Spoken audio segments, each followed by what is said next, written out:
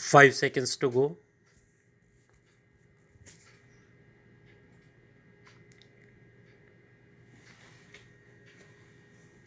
Start.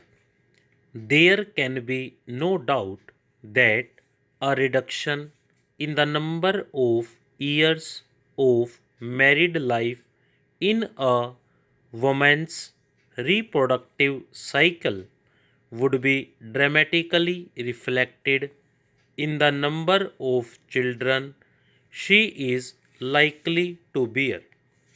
This measure was indeed adopted in 1978 when the legal age of marriage for women was raised from 15 to 18 and 21 for men, but this law from the start been perhaps the most flouted one in our country. A large proportion of girls still get married well before the legal age for want of effective social pressure against early marriages, which have serious health consequences for the mother and the child, besides pushing up fertility. This is admittedly a difficult problem, but one which must be faced. The continued toleration of its violation on the part of the public encourages disregard of other laws as well and undermines the very concept and framework of a society based on the rule of law. The second point concerns the critical importance of female education and literacy as a crucial determinant of fertility amongst women in India. All the statistics prove that.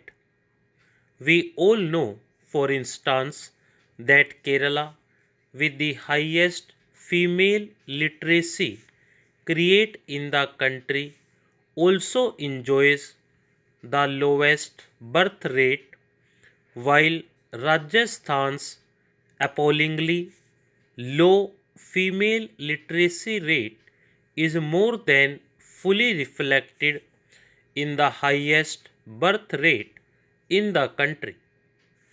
This should surely suffice to convince the central and state governments that concentrating on literacy programs, particularly amongst girls and young women, would be a most effective instrument in reducing the birth rate. Literacy and primary education programs are primarily the responsibility of state governments, and the levels of achievement in each state depend largely on the degree of interest and determination on the part of the respective governments and on the priority given to education in their allocation of funds. If a shortage of funds proves to be the main impediment, then the means must be found with the intervention of the central government if necessary to supplement them.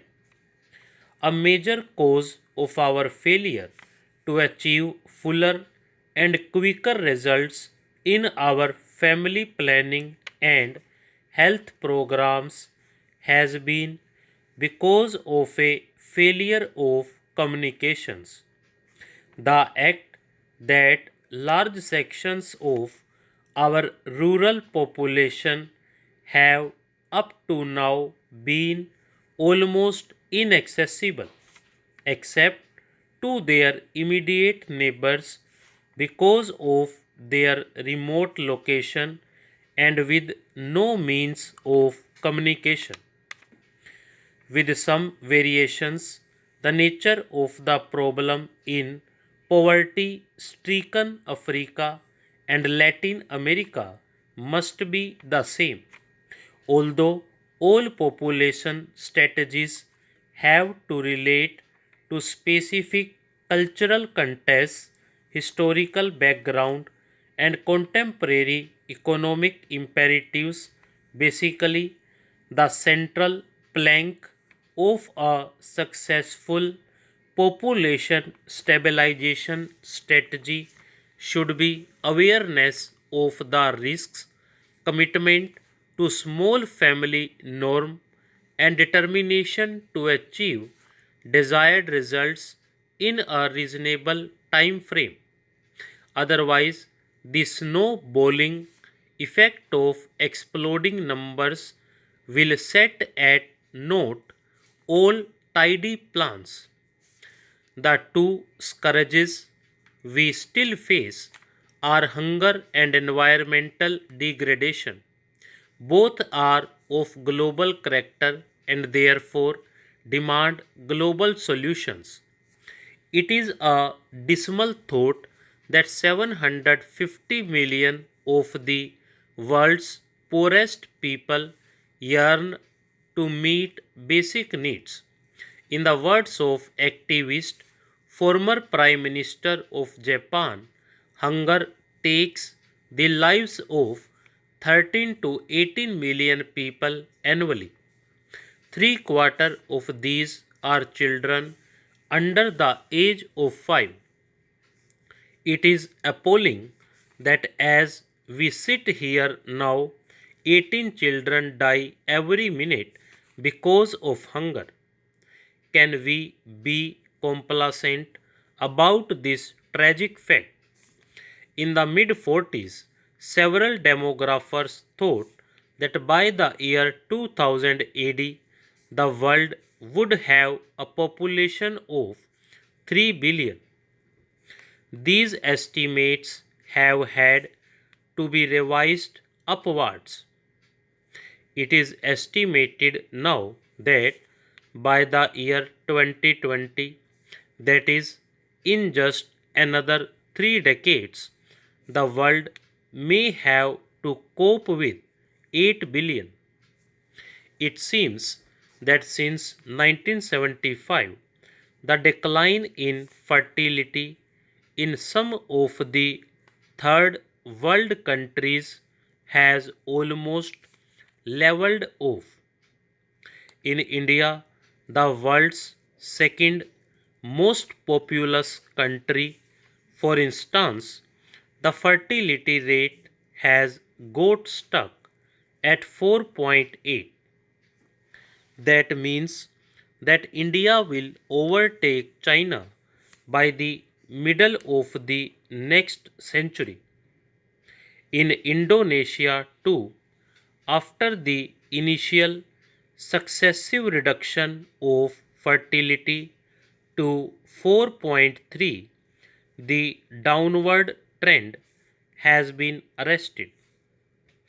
During my last visit to China, when I complimented China on her achievement in slowing down growth rate of population, senior leader of China voiced anxiety at the slowing down of the process of reduction of fertility because rapid growth might well threaten China's elaborate development and modernization strategies.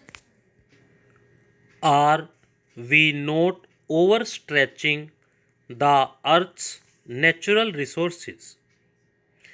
There are fears that production of food may not keep pace with the needs of the growing population.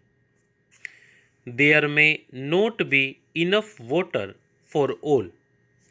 The environment will further deteriorate, resulting in more frequent visitations such as seasonal droughts and floods.